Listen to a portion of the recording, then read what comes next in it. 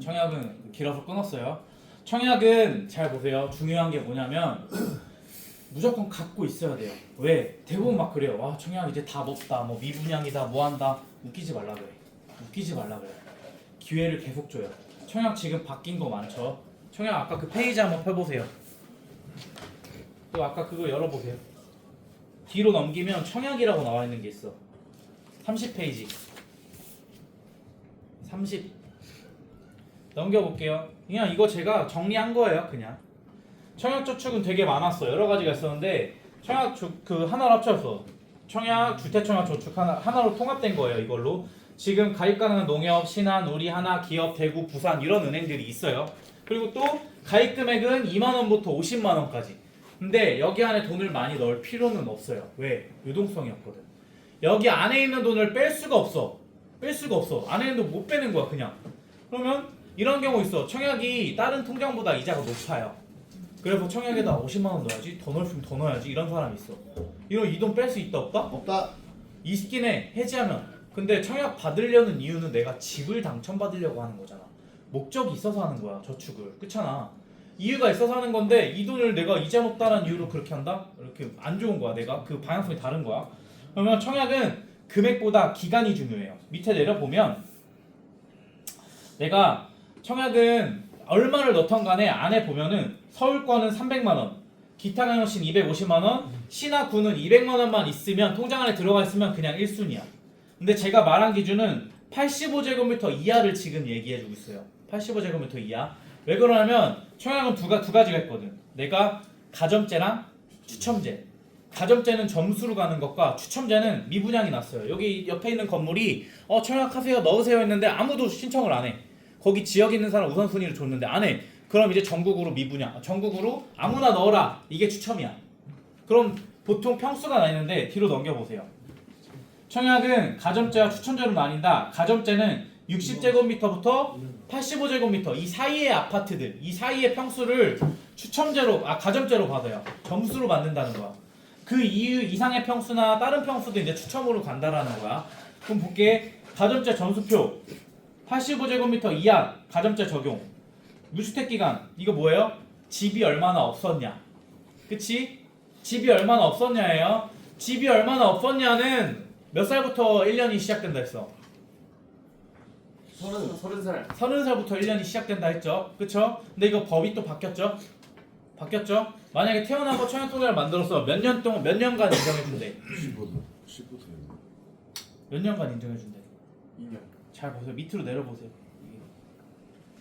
페이지 보면 35페이지, 36페이지, 34페이지.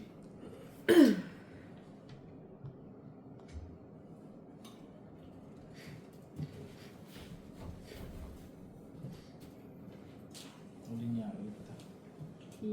여기 공공민영 공통개평상 미성년자 청약통장 가입 인정기간을 최대 5년으로 확대. 즉 만약에 30살 이전에 이걸 가지고 있었다. 원래는 2년밖에 인정 안 해줬지만 지금 몇 년을 인정해준다는 거야? 5년이요. 5년을 인정해준다는 거야. 그래서 빨리 가입하면 좋다 안 좋다? 좋다. 어쨌든 좋다는 거야. 오래 갖고 있으면 좋으니까. 그럼 다시 넘어가 보세요. 32페이지.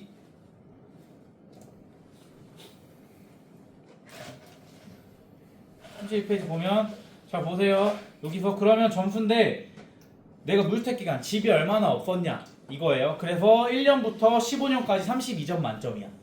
그리고 옆에 보면 부양 가족 수. 이건 뭐냐면 내가 부양하는 가족이 몇 명이냐. 돈 못 벌고 내가 부양하고 지금 그렇게 하는 가족이 몇 명이냐. 그래서 이거 할머니 넣고 막 내 밑에 막 이런 사람 넣고 그렇게 뭐 점수를 뽑풀리는 경우도 있어요. 근데 보통 내가 결혼했다라고 자녀 한두 명 정도 해서 이렇게 0명부터 6명 이상 35점 만점으로 가는 거야. 그 다음에 가입 기간 말 그대로 이게 금액이 아니라 기간인 거야. 6개월부터 15년까지 1점부터 17점이에요. 가입 기간은. 이 기간대로 총해서 한 80점대, 강남권은 80점대 정도, 서울권은 80점대 정도 되면 거의 당첨 1순위예요. 1순위예요. 그럼 내 거 개선해 볼 수도 있겠죠. 내가 갖고 있는 거. 청약을 그래서 해야 될 이유인 거야. 잘 보세요. 청약을 해야 될 이유는 뭐냐면 만약에 저기 아파트가 나왔어요. 일단 당첨되면 일단 돈 벌어요. 당첨되면 돈 벌어. 계약금만 있으면 돼. 계약금만 있고 왜? 지금 과거에는 부동산이 너무 막 투기하고 막 이렇게 하다 보니까 청약 당첨에서 로또 청약 있죠. 어떻게 된 거냐면 내가 청약이 저거 시공사 건물에서 5억에 나왔어. 근데 옆에 있는 아파트가 10억이야. 내가 신축이고 구축이에요.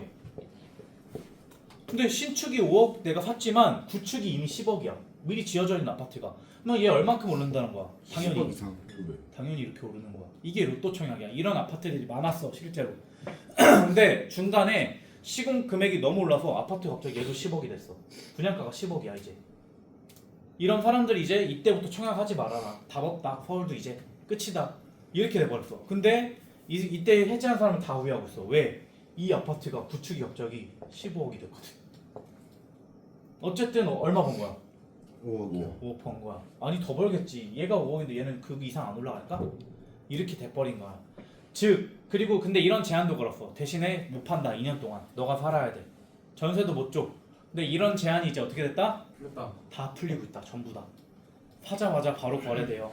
전세 들어올 수 있어요. 이런 게 다 풀렸어. 왜? 사람들이 말이 안 되거든. 야 당첨되는데 이거 어떻게 내? 8억에 대해서 보통 80% 대출 나온다고 해요. 20%만 내면 돼요. 2억이 있어. 들어갔어. 8억에 대한 대출이 어떻게 낼 거야? 일반인이 가능할까? 안 되는 거야. 그래서 갭 투자라고 하죠. 전세를 돌려요. 전세를. 내가 8억이 아니라 이거 사람이 10억에 샀지만 전세로 한 8억 드려요. 내 2억 있으니까 내가 드는 돈은 없는 거야. 이런 식으로 2년 정도 버틴 다음에 그럼 값이 올라가겠죠? 그때 팔던 아니면 내가 들어 살던 이걸 선택할 수 있는 거야. 그래서 보통 여러분들이 보이는 저 아파트들 있죠? 자가로 내 집 사는 사람 거의 없어요. 주인은 따로 있고 다 전세살이 하는 거야. 이렇게 해야 부동산이 어느 정도 굴러가져요. 왜? 오르면 팔면 되는 거니까 그 돈으로 또 갭에서 딴 데 가던 내가 좋은 물건을 보던 이런 식으로. 즉 그래서 청약은 어쨌든 갖고 있으면 내 집 마련부터 할 수 있는 게 굉장히 많다는 거. 최고의 재테크예요. 왜? 나라에서 주는 거거든. 어떻게 보면 내가 너 여기 지을 테니까 너네한테 이만큼 공급해 가지가 라는 거야. 이걸 근데 왜 좋냐면 잘 보세요. 저런 식으로 내가 루트로 가져가는 건데 넘겨봐 뒤로 또. 이걸 다 무시하는 상황이 있어. 보면 여기 나와 있죠. 추천기관, 뭐 국가유공자, 장애인, 다자녀, 노부모, 신혼부부, 생애 최초 공급. 근데 생애 최초 공급은 평수가 낮은 원룸이에요. 이거 당첨됐다고 좋아하는 사람 있어. 야 나 청약 당첨됐다 해서 그 뭔데 하니까 저기 센트럴 프로지오 어디 있는 건데 와 나는 그래서 투룸 쓰리룸 괜찮은 건 줄 알았어. 아니야 원룸이야. 원룸이야 생애 최초는. 이거 내 청약 한 번 당첨되는데 이거 날리는 거야. 좋아 안 좋아? 안 좋아요. 안 좋은 거야. 거의 다. 그리고 임대야. 임대는 뭐냐면 내가 그냥 빌려주는 거야. 20년 30년 동안 살아. 그리고 그 이후에 너가 살지 말지 결정해. 이런 걸 얘기를 하는 거야. 청약 한 번 날리는 거야. 이래 버리면. 이해됐죠? 그것도 잘 확인해야 돼. 여기서 이 안에서 내가 노려볼 수 있는 만한 건 뭐야? 신혼부부. 신혼부부잖아. 솔직히 말하면 결혼해서 신혼부부 했을 때 신혼부부는 여기 기준이 좀 바뀌는데 보통 6개월만 되면 1순위야. 앞에 전부 다 무시해. 이해됐죠? 신혼부부인 거야. 그럼 내가 이 신혼부부로 당첨돼서 들어갈 수 있는 거야. 근데 이것도 말이 많았지. 왜? 내가 가족 단위로 보니까 내가 과거에 당첨됐던 사람이야. 얘랑 결혼해서 청약을 놓쳐. 이제 둘 다 없어져 버렸어. 그치? 이래서 청약이 안 좋다. 왜 갖고 있냐? 해지해라. 다 해지했어. 근데 잘 봐봐. 이런 문제점이 생기면 사람들이 그 나라에서 개편을 할까 안 할까? 개편해요. 당연히 하지. 당연히 하겠지. 당연히. 그치? 그리고 봐봐. 아파트 한 채가 지어지면 여기 이 퍼센티지로 줘야 돼. 잘 봐봐. 아파트 지어지는 원리는 뭐냐면 이렇게 아파트가 있어요. 저거를 짓는데요. 근데 나라에서 구청에서 시에서 허가를 내줘야 되잖아. 근데 더 좋게 짓고 더 만약에 평수 넓게 더 많이 지으려면 뭘 해줘야 되냐면 공공임대를 많이 줘야 돼. 예를 들면 이런 거야. 나라에 기부를 많이 해야 되는 거야. 야 너네 이거 여기지 조금 더 넓게 짓고 높게 지려면 너네 그러면 이런 사람 청약 당첨돼서 들어올 수 있는 사람들 개수를 늘려. 원래 50명인데 100명으로 늘려. 그러면 내가 더 높게 지게 해줄게. 더 많이 질 수 있게 해줄게. 저것까지 허가 다 해줄게. 그리고 공공시설도 너네가 이런 정도 기부해. 공원 거기 만들어 조성을 해. 라고 하면 이제 시청에서 어떻게 돼? 허가를 잘 해주는 거야. 그치? 그래서 아파트가 지어지면 청약 무조건 들어갈 수밖에 없어요. 얘네들이 많아야 이렇게 들어갈 수 있는 사람들이 많아야 나 그 건물 입장에선 되게 좋아지거든. 많이 열어주거든. 나라에서.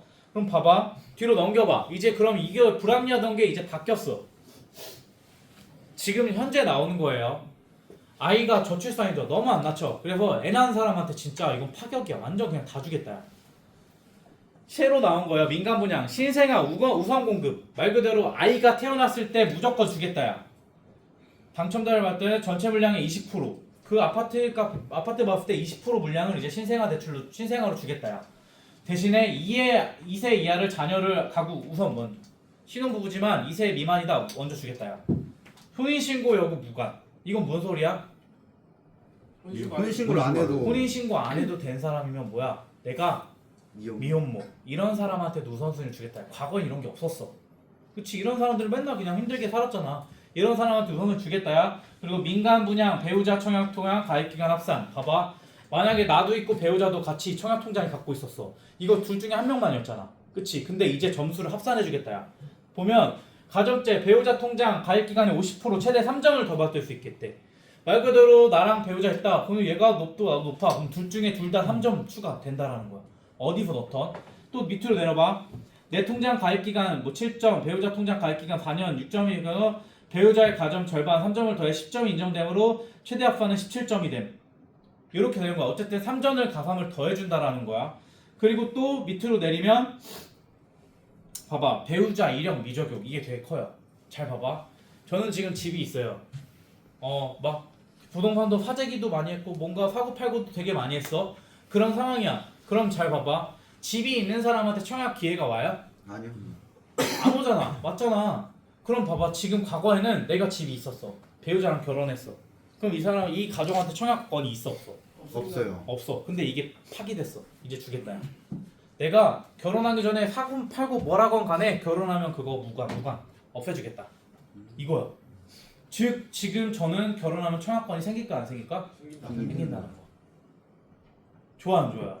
이거 진짜 파격적이야. 이런 게. 봐봐. 생애 최초 신혼부부 신생아 특별공급식 혼인 전 배우자의 당첨 이력이 세워져 배제. 말 그대로 내가 건물 있고 빌딩이 있어도 결혼했어. 신생아 나왔어. 청약 된다 안 된다? 된다. 이해됐죠? 그러니까 지금 우리 나이 때 결혼 전에 빨리 부동산 해야 돼 안 해야 돼? 해야 된다라고. 또 누릴 수 있는 게 생겼죠 저희가. 봐 이런 게 계속 생기는 거야. 청약 그래서 무조건 들고 있어야 돼. 봐봐. 부부 중복 신청 허용. 옛날에는 과거에는 얘나 나나 둘 중에 한 명만 됐어. 한 명만 할 수 있었어. 근데 이제는 둘 다 신청해서 내가 넣을 수 있게 된 거야. 이런 식으로 부부가 같은 주택 당첨이면 중복 당첨돼요. 봐봐. 둘 다 부역적 처리되면 접수 유효 처리. 기존 부부 모두 특공 관점 시 부부 모두가 대상권 제한받는 경우는 모두 부역적 처리. 즉 둘 다 내가 신청해서 받을 수 있다라는 거. 둘 다 아파트를 한 채씩 가질 수 있는 거야. 이해됐죠? 무슨 말인지? 그럼 이런 게 바뀌었다는 거.